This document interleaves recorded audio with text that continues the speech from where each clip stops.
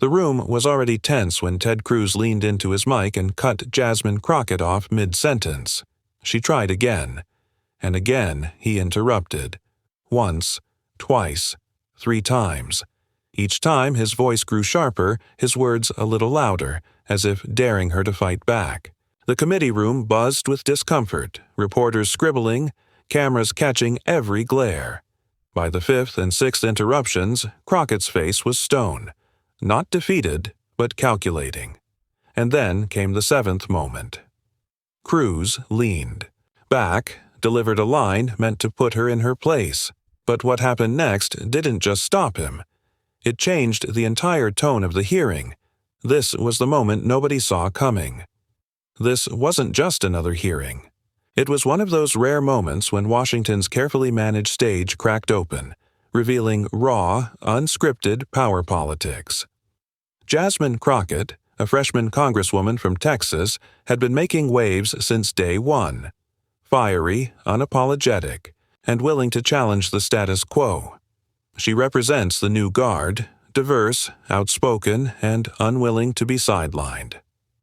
Across the table sat Ted Cruz, a seasoned senator with a reputation for calculated rhetorical attacks.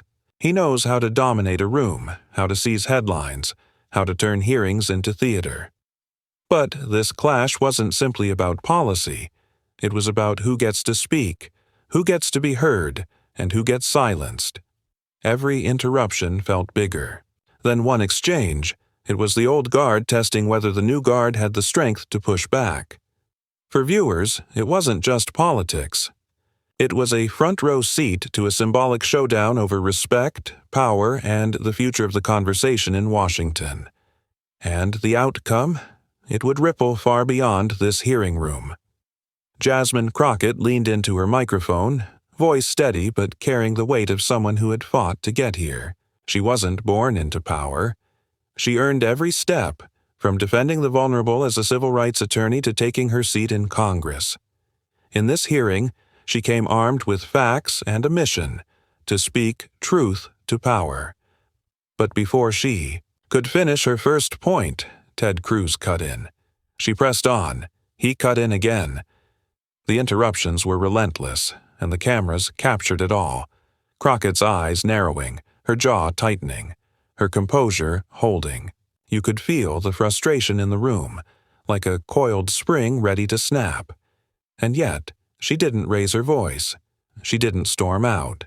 She stayed in the fight, every word deliberate, refusing to let herself be shouted down.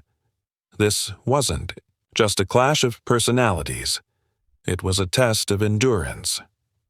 With each interruption, she became more determined, her tone sharper, her focus unshaken. Viewers watching could sense it. This was the kind of confrontation where the underdog finds her moment, the point where a voice that won't back down starts to turn the tide. Ted Cruz has been here 1,000 times before. He knows the rhythm of these hearings, knows how to use procedure like a weapon.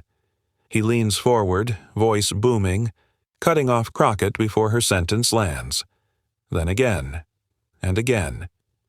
Each interruption feels more deliberate, more pointed, a performance for the cameras, for the headlines. He frames his arguments with practiced confidence, speaking over her as if to declare, "I control this room." It's the classic Cruz tactic. Dominate the microphone, flood the space with words, and leave no oxygen for dissent. Even when Crockett manages to slip in a few words, he swoops back in, repeating his point, stretching the moment until it feels like she's fighting uphill just to be heard. To the audience, it's infuriating.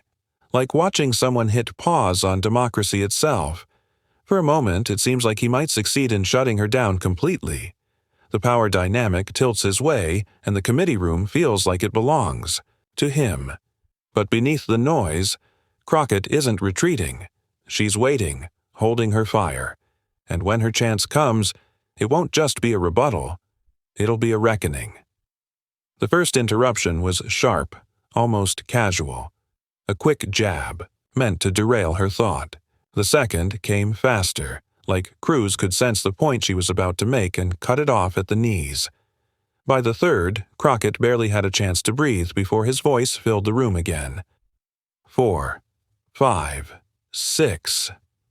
Each time, his tone grew, more commanding, his words spilling over hers like a flood, daring her to push back harder. The room felt electric now, a clash of wills playing out in real time. Reporters glanced up from their notes, sensing something was building. Viewers at home could feel it too. This was more than a debate. It was a test of whether Crockett would crack under pressure. But instead of snapping, she went still. Her voice dropped half a register, calm, deliberate, unshaken. And then came the seventh exchange. She waited for him to finish, looked him straight in the eye, and delivered. A line so precise, so cutting, that the air seemed to shift. It wasn't shouted, it didn't need to be. It landed with the quiet force of a gavel, a moment that stopped Cruz cold and changed the entire tone of the hearing. Crockett's words were measured, but they cut deep.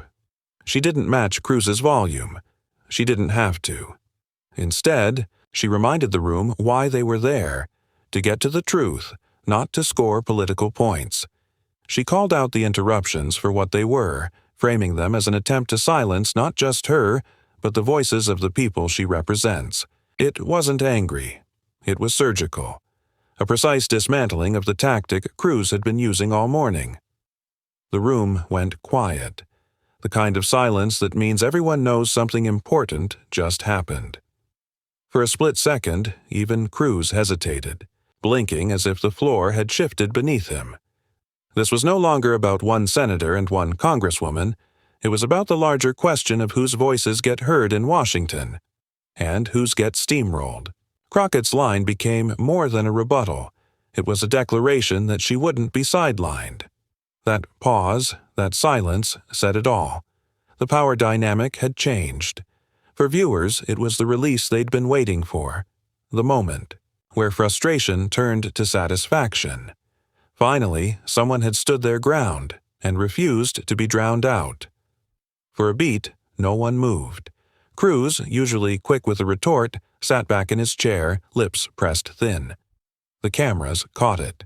That flicker of hesitation, the moment his grip on the room slipped. Crockett didn't gloat. She didn't need to. Her calm was her victory. Her steady gaze holding the room like a spotlight. Every eye was on her now, not him. In that silence, she claimed the floor, claimed the respect that had been denied her for 6 interruptions straight. It felt cinematic.